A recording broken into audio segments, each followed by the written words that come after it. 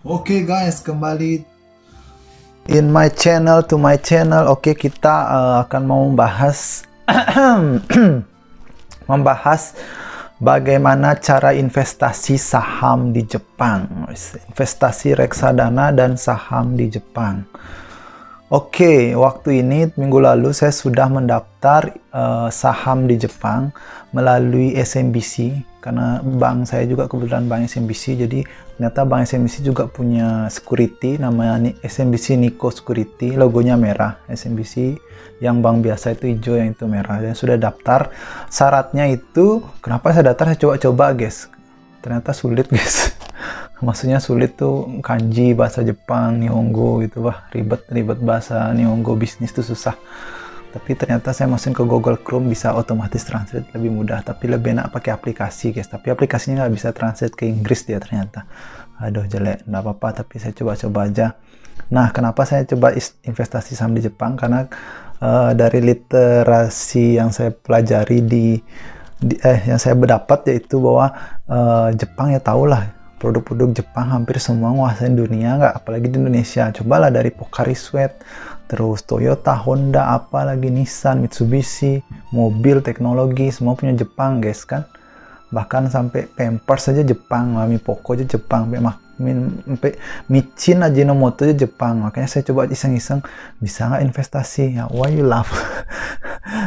Bisa nggak investasi saham di Jepang gitu loh, coba-coba, apalagi saya orang asing, bisa nggak gitu. Ternyata saya cari-cari, punya teman juga yang jurusan, yang teman-teman yang di Kaisha gitu, dia ternyata bisa investasi juga, ternyata untuk gaijin bisa guys. Dan saya coba datang lewat online, ternyata nggak bisa, harus datang ke kantornya. Jadi saya datang ke kantor, saya membawa yaitu pertama my number, saya daftar Shakusho, my number saya yang baru, kartu dikasih nanti, terus Sario Kado paling maksimal minimal 6 bulan guys, 6 bulan ke atas biar memudahkan guys. Kebetulan saya 5 bulan tersisa, jadi saya bilang, oh tiap tahun diperpanjang kok gitu katanya. Oke, dia percaya. Terus ketiga itu inkan itu aja 3 sih, sama ya itu aja Sario Kado, sama itu buku tabungan temen, buku tabungan teman-teman yang punya apa aja itu. Bagusnya sih SMBC, tapi kalau Yucho atau apa tuh bisa sih kayaknya. Dan sudah daftar, terus saya daftar langsung ngomong di situ, nggak bisa daftar online. Terus saya bilang minta bantuan juga biar bisa dibantu daftar. Jadinya saya bisa daftar dan akhirnya saya dikasih ini surat. Saya daftar, dikasih macam-macam gini. Terus udah dapet ini, nanti setelah 3 hari 4 hari itu bakal dikasih surat, yaitu kayak surat account untuk itunya, account sahamnya kita udah masuk.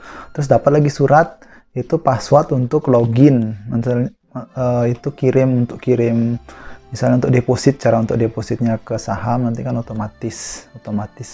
Jadi kita deposit segini di Kombini atau di mana, terus nanti otomatis masuk ke akun kita, udah beli saham gitu. Ternyata di sini juga bisa minimal beli saham harga 100 yen dengan menggunakan SMBC Nikko Progi. Jadi saham Honda yang harga 100 yen atau sebesar 13.000 itu bisa dibeli guys. Honda apa gitu, sampai saham-saham di Amerika pun juga bisa dibeli katanya. Nah, oke. Ini kita sudah dapat, saya sudah dapat ininya.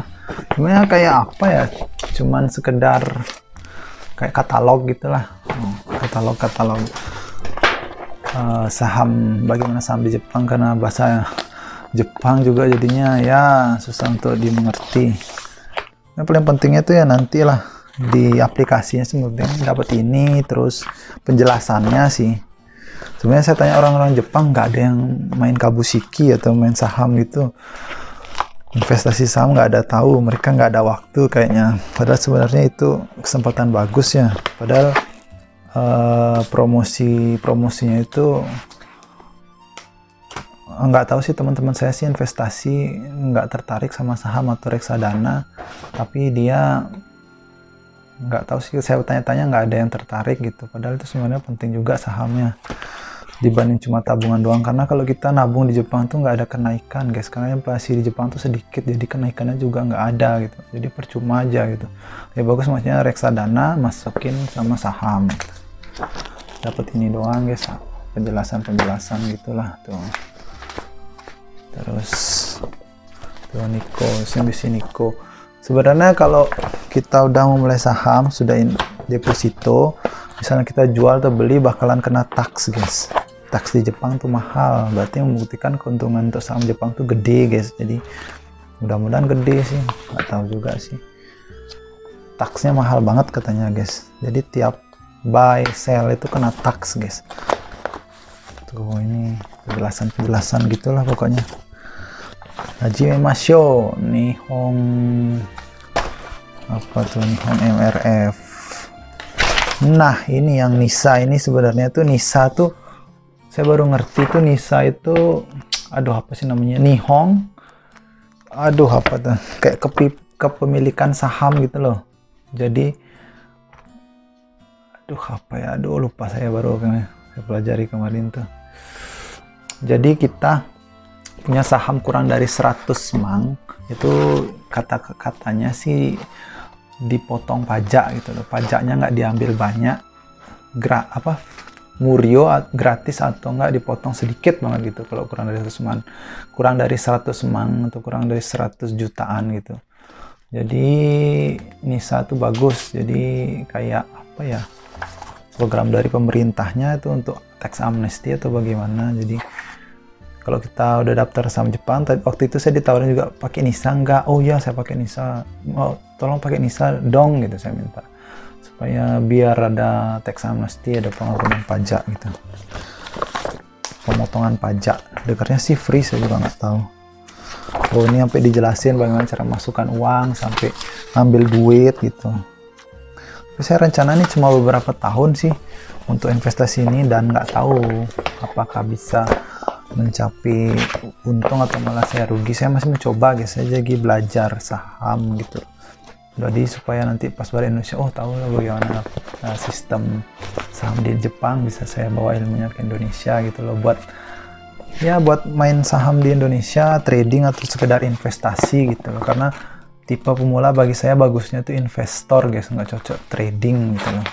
Biar trading tuh sebagai pekerjaan orang lain, karena pekerjaan saya ya bukan trader gitu loh, bukan fokus perawat, saya fokusnya investor kan, karena saya masih pemula guys, belum tahu seluruh pasar gitu. Kalau saya sebagai trading harus berani saya main banyak guys, maksudnya harus berani investasi banyak.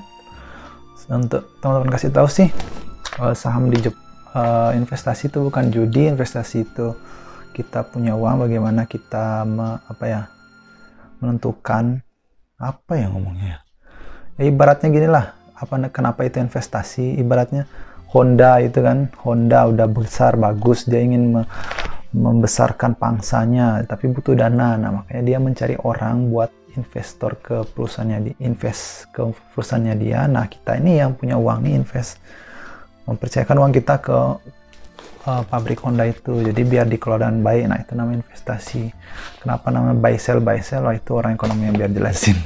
Jadi ya karena kan kita punya berapa persen di suatu perusahaan itu kan bisa kita jual, bisa kita beli. Nah itu namanya investasi saham guys. Nah, sama lah sebenarnya kayak investasi konvensional, kayak di beli tanah gitu, kayak gitu. Nah, cuman buat ini khusus buat pemula ya, mungkin buat yang pro nggak boleh juga dikasih tambahan yang pro, mungkin omongan saya ada yang salah atau yang gimana bisa diberitahu guys. Oke, thank you, itu ya dari saya. Jangan lupa like dan subscribe. Bye bye.